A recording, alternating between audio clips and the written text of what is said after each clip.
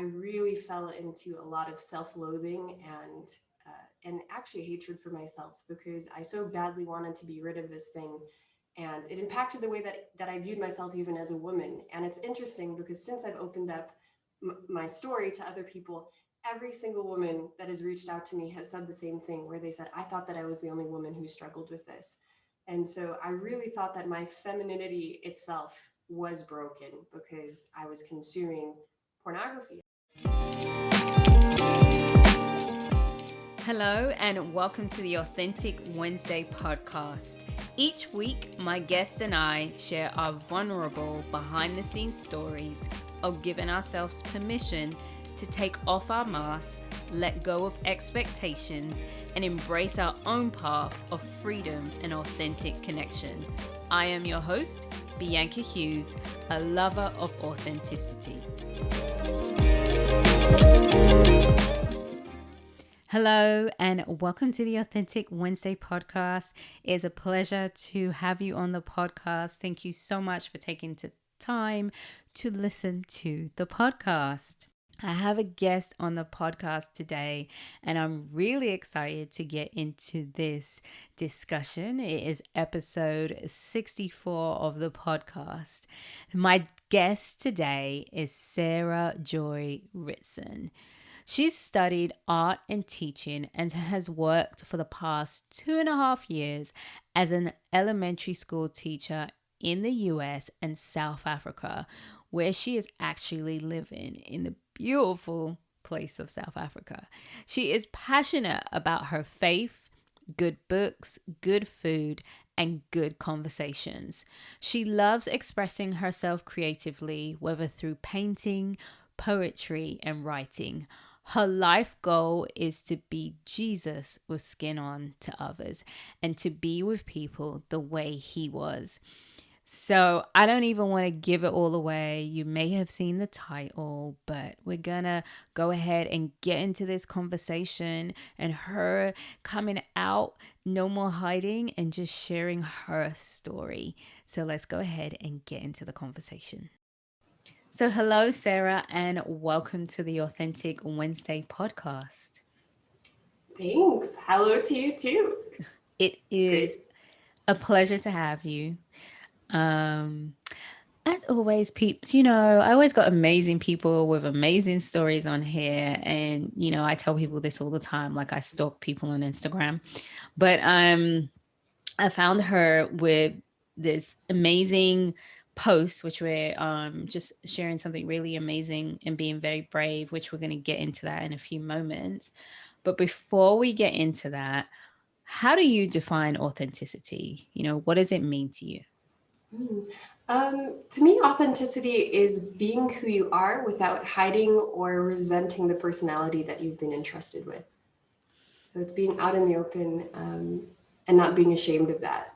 Wow. I love that, without resenting. I like that extra part you added on there, without resenting your personality.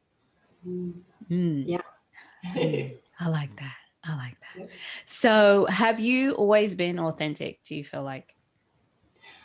No, I really spent a lot of my later years, I don't know, I guess early adult life in hiding.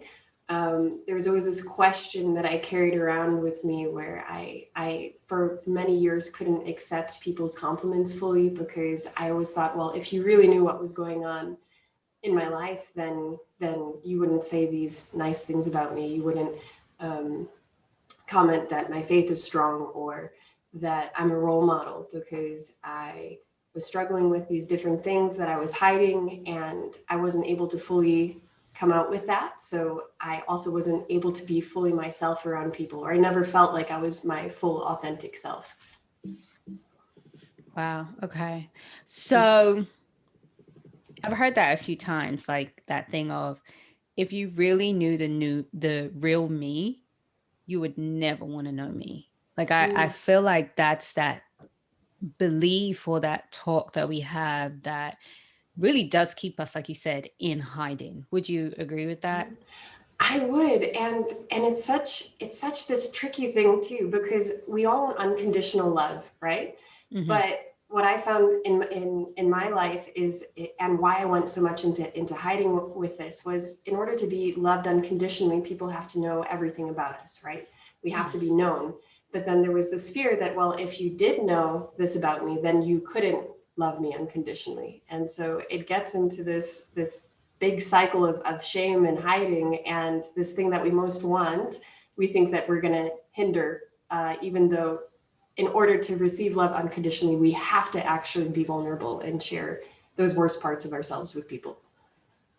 So it makes me think, like, that's so true. It's so funny you said the cycle. I was thinking that in my head, but it's like, how much of us, just my random thought, this is me going off tangent, but how many of us really get to experience love then? Yeah, it's a question. Yeah, I don't even know how to answer that question. I don't either. Requires vulnerability. I don't either. I just feel like it just, when you say it like that, it just really makes me think, like, can we, do we? So you took off a really big mask that I think was really interesting, and like you talked about hiding. Tell us what you were hiding.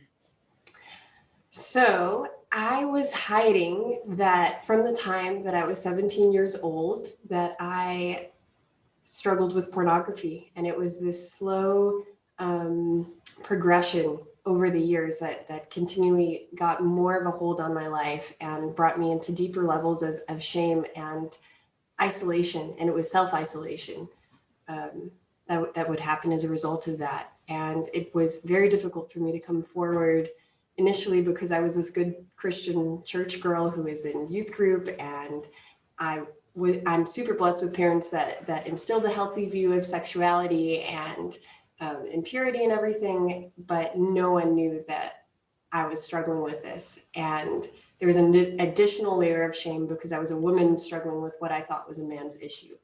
So I felt completely isolated and really went into hiding for many years in my life. So there's two sets. It was shame because I'm struggling with porn, and then shame because I'm a woman struggling with porn. Okay. Yes. So can you tell us from your definition, because I feel like definitions are important and everyone's is different. What do you consider struggling with porn? Do you feel like it was an addiction? Like what was that for you? What did that look like? Yeah, so you'll hear me use the word addiction, and that's not like I didn't go to a therapist and was diagnosed or anything, but it reached a point where I looked back and I realized that I'd been wrestling with this thing for 7 years. And even though it wasn't a daily occurrence, I could look back and see, okay, when I was 17, I was watching this type of thing, and now I'm 22, and there's been this progression to more explicit, more intense versions of what I was watching there. And I've been wanting to stop for these past 7 years, and I've been unable to. So when I use that word addiction, that's what I'm talking about, is that I wanted to stop and I found myself just unable to completely. Wow. Okay.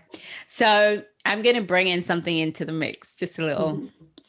So for some people, they'll be like, there's nothing wrong with that. Mm. Some people there's nothing wrong with watching porn, or it doesn't sound like it was that much of a big deal. Porn is healthy and all these other stuff. What do you say to that? How do you respond to that? I would point them to one of my favorite resources of all time, is this website called Fight the New Drug. Mm-hmm. And they really go in depth into how pornography affects your brain, your heart, and the world. And so for somebody to try to convince me that no, watching porn is healthy, there's so many different statistics that I can point them to. I can point them to how it impacts your brain similarly to the way that a drug does. You get these dopamine hits, and then your brain gets used to them, and so you have to increase what you're watching, and it intensifies, and that contributes to anxiety and depression. It's not that it will cause it, but if those are things you're struggling with, it tends to make those things worse. It tends to heighten them within your life. It impacts the way that you view relationships, your own self-esteem. There's studies that have been done where it talks about how even physically, there's young men in their 20s that are now struggling with, they call it porn-induced erectile dysfunction. And it literally impacts your how your physical body works.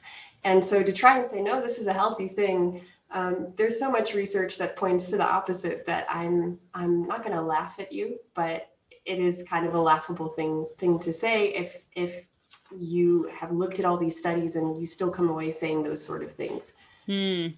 So, and I don't disagree, by the way, everyone here, in the sense that, I'm a therapist and I understand how the brain works and the mechanism, and the porn, there is not that intimacy, and we seek it for intimacy. So I don't disagree.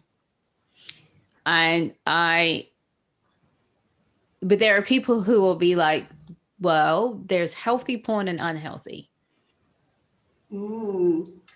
Yeah.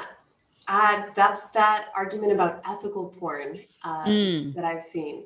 But even if you could somehow verify that everything was produced consensually, which, if you look at so many of the cases, another resource to look at is Exodus Cry. And they're just really highlighting all of these different stories of women who are within the industry and just bringing their stories of coercion and everything to light. And it's a huge issue within it. There's not really any possible way that you can verify that the pornography that you're watching was produced ethically, that there was consent, that everybody was tested, all of these things. But even if, let's say in a perfect scenario, all of those things were in place, everything, everyone was taken care of, there was no coercion, nothing like that. Everybody knew what they were getting themselves into, because that's another issue with pornography too, is very often these women will go in and they might think they're just doing a photo shoot, and then all of a sudden they're saying, nope, it's this sort of scene, and they get a lot more than they bargained for.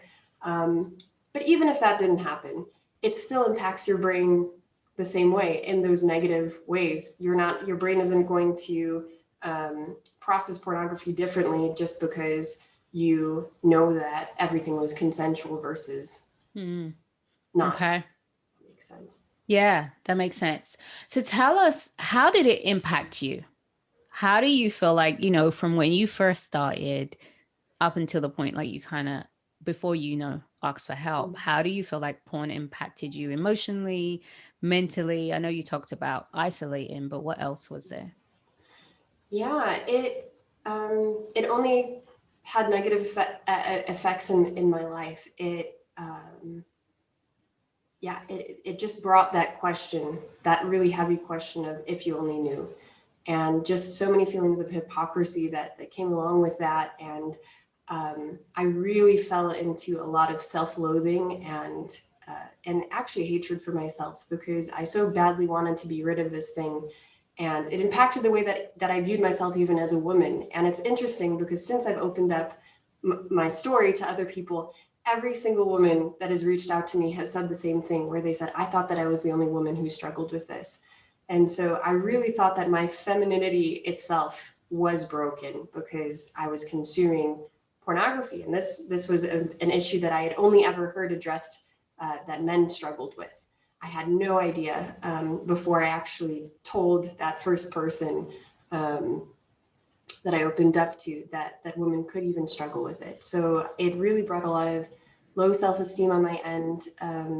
It affected even a romantic relationship that I was in that I didn't feel like I could open up to him. And so that created a lot of doubt and insecurity on my part.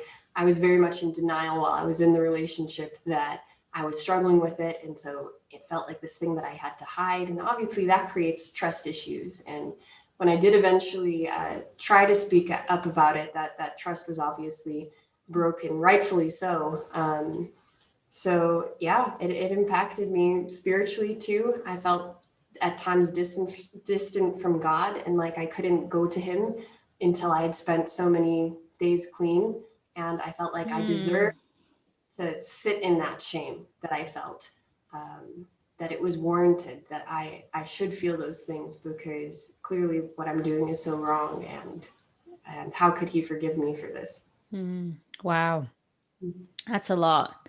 Yeah. Um, the thing that really caught my attention, you said so many, interesting things, but like that your femininity was broken. That's a Yeah. very huge statement, especially for women, because we have all these other pressures about being a woman, what it means to be a woman. And now, you're struggling with porn, and now you're like, oh, my femininity is broken on top of Yeah. all of the other things. That sounds like a super huge weight. Yeah. And I just felt like a hypocrite on top of that as well, because I knew the damage that pornography does to the women that are within the industry. I mean, it damages the men too, but it's Mm, it's really the woman that you hear the most about in terms of coercion, and violence that's done against them. So it was also like, I'm just this massive hypocrite. I'm a woman myself, but yet I'm consuming this material that degrades women, that doesn't treat them the way that God would want them to be treated. And so even that guilt and shame of how can I be consuming this when, these are my sisters, sort of thing. But yeah, I for sure felt like my my yeah, femininity, my being a woman was just completely broken mm. and shattered. So recognizing, and this is a thing I think it's very important to share, is that it's like, not to take it out of context, but it's still to do with the brain. It's kind of like, when you're eating a whole ice cream, or you're eating me, it's chocolate. And I know that I'm eating more chocolate than I need to, and I cannot stop. Um, because at that point, the dopamine's taking over. I'm wanting this huge rush. Is that the same for you? Because you know that, it's unethical, you want to stop, but you're still going back. I always like to say, what was the benefit? What was you getting? Because there is something, and I think it's also important to identify what we're getting in that moment so that we can try to find it elsewhere. Does that make sense? Yeah, for sure. It's getting to that root issue, because so often it's not the porn itself that's the problem. It's there's something going on internally that we're trying to Mm-hmm. satiate, that we're trying to fulfill within our lives. And so even that kind of changed over the years, my relationship with porn and what I was trying to fill with it. So when it first my addiction first started, it was just curiosity, and it was often just like boredom. And as the years progressed, especially after I went through a breakup with this guy that I was going out, it became this almost numbing, or this comforting thing that I would go to. I was lacking that intimacy, and I just wanted distraction. I would say it was a distraction from the pain that I was feeling as a result of that. And toward its later stages, it was very interesting talking with my dear friend, who I worked with, and I had just opened up about my story, and I talked about how I knew the guilt and the shame that I would feel even before I engaged in it. And I try to think about that as a way to prevent myself, but then I think about it, and it almost became this self-harm that she pointed it out, where I thought again that I deserved to feel like that, and I deserved to feel that pain and that shame afterwards. And so it was this very odd sort of dynamic, but I can't necessarily explain why, but that's what it became towards the end of it. Mm. So And of course, because there is not this help or support, especially for women around porn, you kept it silent and you kept hidden, and you stayed in this cycle, unable to, get the cycle. Um, and I talk about in anything, we need help. We're wired for connection, we're wired for relationships. What made you finally say, or be like, I can't do this no more? I have to share. I can't hold this in. What was that for you? yeah, it was a journey. It wasn't a one time sort of telling for me, but there was definitely the first time that I opened up to somebody. I had reached this point where I was in college, and I had just thought that after 2 years of struggling with this at that point, I just thought, no, I'm never going to have to tell anybody about this. I'm going to deal with this by myself, and then nobody's ever going to have to know ever. And I lived in that denial for a long time. And it just reached this point where I was just feeling so convicted and then so guilty and ashamed that I realized I just had to say something. And I really, my faith is very important to me. And I believe it was the conviction of the Holy Spirit. So I spent a lot of time praying and just asking him, okay, would you direct me to the right person? And I felt him kind of highlight this friend of mine. And so with great fear and trembling, like I literally felt like I was going to vomit the entire day. I ducked into the bathroom. It was that weighty.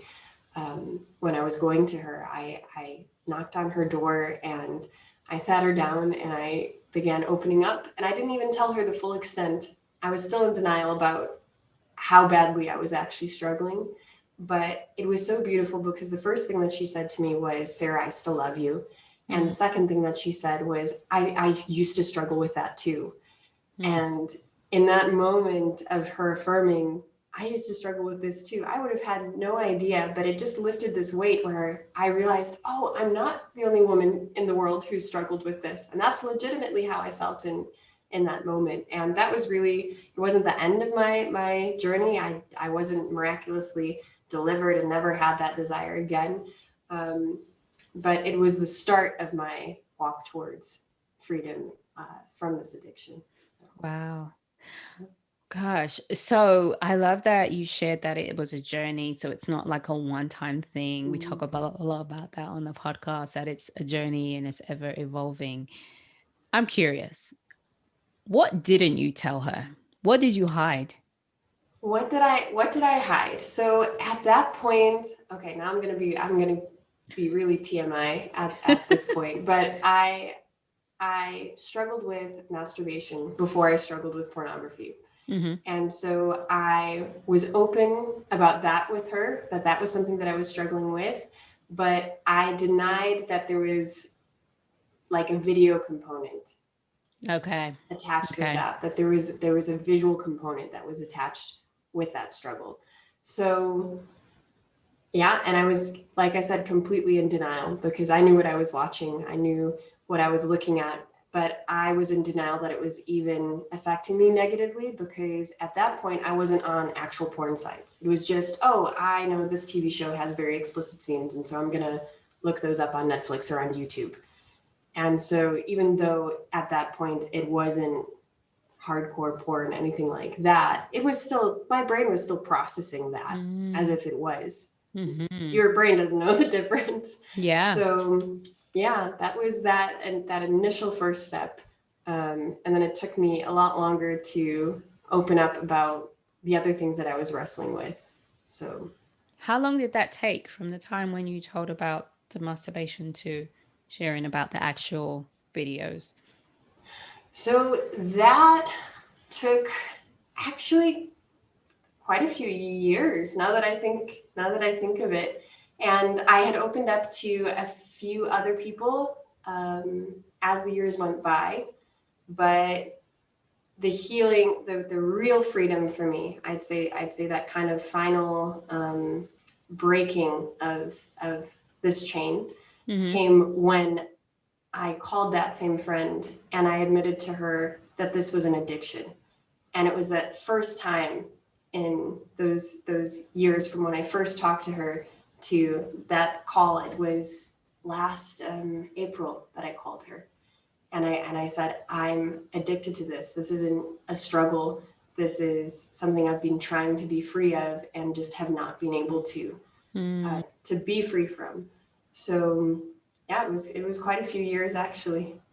Wow. I love that you shared that, that progression. How did that feel once you finally told her about the actual pornography and actually saying it was an addiction? How was that? It was scary again. And I was very worried that she'd be disappointed in me because, oh, we've talked about this already. And why weren't you completely honest with me? But then I also had to look back and be like, I wasn't even fully honest with myself at that point when I was talking with her. And again, she just met me with such grace. And part of my reason for calling her was, since I talked to her that first time, I just wanted to be what she had been to me to other girls. And I had felt just this calling to begin sharing my story, but I kept on putting timelines on it, where I'd say, okay, I'll talk about this issue after I've been clean for 6 months or after a year. And it just wasn't happening for me. But again, I wasn't admitting the full extent of my problem in the first place. And so I was just telling her about how I just want to share my story. I just want to help other girls walk into freedom and feel like they can actually talk about this with somebody, because I know that that's the only way that we can actually get proper help, is if we bring these things into the light. But I can't seem to make it past these timelines. And she really just challenged me, and she reminded me of Paul, and she just pointed to him and she said, imagine if Paul, who literally went from murdering Christians to following Jesus within a weekend, put these timelines on himself and said, I'm not going to talk about my story until after I've proved my worthiness. And it's in bringing these things to the light that people were affected in the first place. And so she challenged me on that and said, it's kind of an obedience issue at this point. You feel like this is something that the Lord is calling you to, but you haven't actually made that step yet. And so I really considered what she said, and I hung up the phone and I spent the next weekend just writing down my story and making that post. And I sent it initially to my inner circle of friends, and just to get their opinions and their ideas on it and to see what they thought. And the outpouring was just so encouraging from them. And they said, no, this is something that we need to talk about and people need to hear. And so from there, I was taking a writing course at that point, and I said, okay, do I want to release it into a place where people who actually know me outside of this inner circle know? And so I'm like, okay, I'll post it on this online writing course where nobody knows. And again, the response was just so beautiful. And that gave me the courage to really open up to the public and just say, hey, this is me. This is what I've struggled with. This is the journey that the Lord is taking me on. And it's been amazing how much freedom that's brought to me, just in sharing my story and being open with it. So. Wow.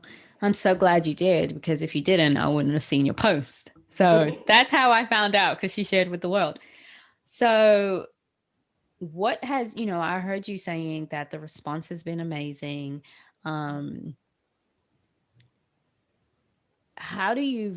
What are your thoughts now on continuing to share, and kind of like, you made this point that the church, and I've read some of your work where you just talk about the church mainly talks to the men about it. So what do you want to get out there and kind of share for the women who are struggling with porn? Yeah. It's one of those things where, again, this conviction came where I saw that this is an issue within the church, that whenever I would go to a sermon, if pornography was even talked about, which I can probably list on one hand the amount of times I've heard pornography addressed in the church, and never a full sermon. It's just like a passing thing. Maybe they're doing an altar call. Husbands, if you struggle with pornography, young men, if you struggle with pornography, come, let's pray for you. And I just remember sitting in those sermons as a young woman who was struggling with this, and it just further contributed to that shame that you're struggling with a man's problem, because I only ever heard it addressed there. I only ever saw men support groups for it. And so really what I'm wanting to do is be the voice that I needed to hear when I was younger, and to help educate and to help bring these things into the light, because I really believe that if we talk about this, and specifically if we have women addressing other women, or even speaking before a mixed congregation, we begin to see that this is a human problem. This isn't just a man's problem. Like when we talk about anger within the church, or we talk about pride, there's not an extra shame that's associated with being a prideful man or being a prideful woman. And so I really believe that in talking about this, that it can help to break that stigma and break that additional layer of shame that women often feel. But to women that are listening, I'd want to say that you're for sure not alone in this struggle. Even just statistically speaking, I was looking at Fight the New Drug the other day, and they were talking about how 60% of women in this one study admit to struggling with pornography, and about 1 in 5 viewed on a weekly basis. So you're so not alone in this. It's a normal thing to wrestle with and to struggle with, and your femininity is not broken. Um, and yeah, you're not alone would be the main thing that I'd want any woman who's struggling with this to hear as I'm speaking to you. And that's what you wanted someone to say to you. Yeah. That's that voice that you needed. That's what you needed to hear as well. Exactly, because that's what began that healing for me. And again, even though it was a journey, it still is a journey. I've been over a year clean, but those temptations still aren't completely gone. And it's something I have to monitor within myself where, oh, if I'm feeling particularly sad or heartbroken or bored or even hungry sometimes, I have to just check myself and make sure, okay, what do I actually need right now? That I'm thinking going and looking at this will fulfill, Right. and trying to stop those thought patterns before I fall back into them. So what helped you overcome the addiction, or what's been helping you overcome? Because, you're on this journey. Yeah, the main thing is accountability. That first step was for sure reaching out and telling that trusted friend. And that's something that I know is terrifying. It's probably going to be the scariest part of your journey, is opening up to that first person, especially because there's that big fear of rejection that comes along with it. And thankfully, in my case, I was blessed to be well received, but I have had a few women who reached out to me that have talked about the pain of, I opened up to my youth leader or to my mentor, or I even heard this one woman who she opened up to her therapist, but then her therapist told her, no, it's not a problem, even though it was something that she wanted to deal with. And so I just want to acknowledge that that's a difficult thing to do, and to do it with caution, but it's such an important part, is just letting somebody know, and letting a safe person know. And accountability for me, I still have friends that will check in with me. I have friends that they know that they can ask me anytime of the day or night how I'm doing. And I have that freedom to be honest with them because I know that they love me unconditionally. Yeah. And so there's that, and just being brutal. Like there's a stage earlier on when I was fighting where I would hand my phone to my friend at 8 o'clock every night and just be like, okay, I'm going to come and get this in the morning. I have even guy friends that I watched journey through this, that they actually got rid of their smartphones. They changed to a flip phone. They would do things like they wouldn't use their laptops alone in their rooms. They would always be in an open space, an open living area. So we really, to be brutal with it, where you can be, obviously. How do you do when you have a craving, or like you said, when you're hungry and things like that, and you normally would turn to porn? How do you deal with that? What do you do now? I try to interrupt the thought, and pray, for me, is especially important, but to really investigate, okay, but what do I actually need right now? Am I just going to this because I'm feeling sad? Okay, well, what can I do instead of consuming? And if I'm alone, if I'm lying down on bed, then I need to get up and maybe just go and take a walk. Because what I found is, if I can withstand that initial like 5 minutes of that overwhelming temptation, then usually it'll fade and it will go away. And so really to either reach out to one of my core people, or to address that need. If I am bored, okay, well, let me go and find somebody to talk to, or let me go and get a book, because being on a device when you're bored and there's this craving is probably not the wisest thing to do. Yeah. So it's really just trying to interrupt and then address that actual need and identify that actual need. Okay. I love that, because I love that you said that it, the addiction is not about sex. Like often it's so much more of these other things, and we initially can think it is, but it sounds like it's not. So thank you. You said something that I do want to just really ask you really quickly before we wrap up, that your therapist didn't think it's a problem. And I understand that, because there are people who don't always think it's a problem, or even when you're talking to sex therapists, like we talk about the healthy and an unhealthy. I always say on here, people do what you want to do. It's totally your choice. And you're going to make that assessment, and you're going to make that awareness, and you're going to realize how, what's the pattern, and what is this doing for you, and what is this really about, like some of the questions she was asking. You mentioned about masturbation, and you sharing about that, and you saying you're struggling with that. Some people don't see that as a problem. What did it mean for you to struggle with masturbation? Because for some people, they'll be like, it's healthy to, touch yourself and feel yourself and things like that. So that's just Yeah. my one question. Now, I know some people will probably be thinking. Yeah, and I think it's important to note that again, I'm approaching this from a Christian worldview, right? That's my lens that I'm approaching these things. So it's one of those gray areas, even within Scripture, where there's no real clear teaching on it. But I just think back to Paul, and he talks about how all things are permissible, but not everything is helpful.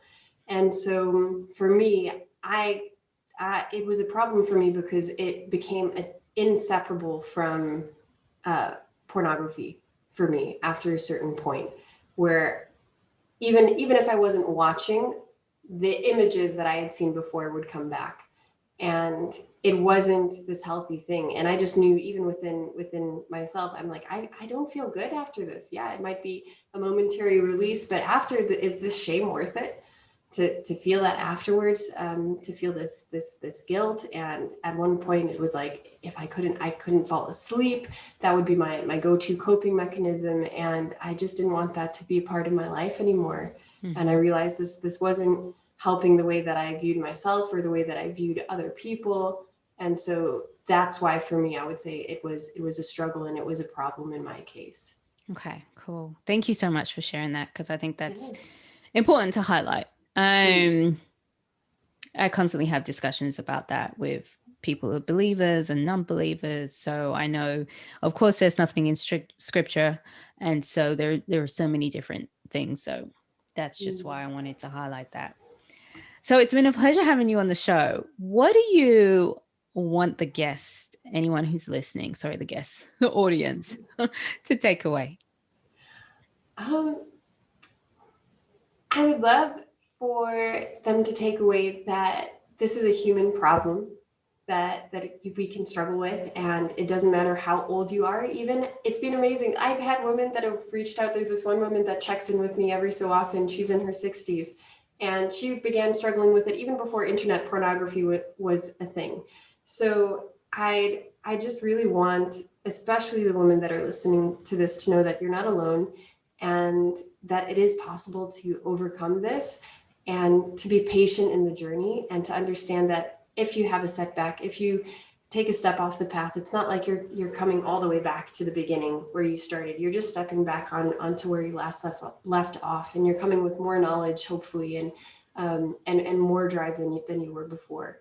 So that would just be my encouragement, to know that you're not alone, and there are people and sources that are out there that can help you, and yeah, and know that you're not alone. I know I've said it a bunch, but that's Thank really you. my heart's cry. So I love that. I appreciate that. Thank you. So you gave us a couple of resources, which I'm going to put in the show notes for everyone, which is Fight the New Drug and Exodus Cry. Do you have any other resources? yes, actually, I do. So if you like to listen to sermons or podcasts, there's this awesome 2-part series called Free Porn to Porn Free by Breakaway Ministries. It's by a pastor named Timothy Ateek. And if you're a reader, which I love reading, there's 2 books that I can think of. And again, they come from more of a Christian worldview, but I think they're helpful regardless. So there's one called If You Only Knew by Jamie Ivey, and another really amazing one for even just many topics about sexuality is Sex, Jesus, and the Conversations the Church Forgot by Mo Assam. I'm constantly pointing people to those when I have this conversation. Great. Thank you. And thank you so much. I'll definitely put in them in the show notes. And last question, where can people shower you with love? How can they connect with you? Oh, that's such a nice question. Um, so I'm on Facebook and Instagram, and I have a blog called Becoming Shiny. So if you look me up on social media under that name, you'll find me, and feel free to shoot me a message, anything like that. I'm super open. I love having these conversations, encouraging people. And if you have any questions further about this conversation or my story, I'm super happy to answer those. Okay, great. Thank you so much. It has been a pleasure having you on the podcast, Sarah. Yeah, thanks for having me. If you connected with what you just heard, please subscribe, rate, and review the podcast. You can stay connected by following the Instagram Bianca Keisha, spelled Keisha, Kesha, or visiting the website authenticwednesday.com. Remember, authenticity is a journey, not a destination.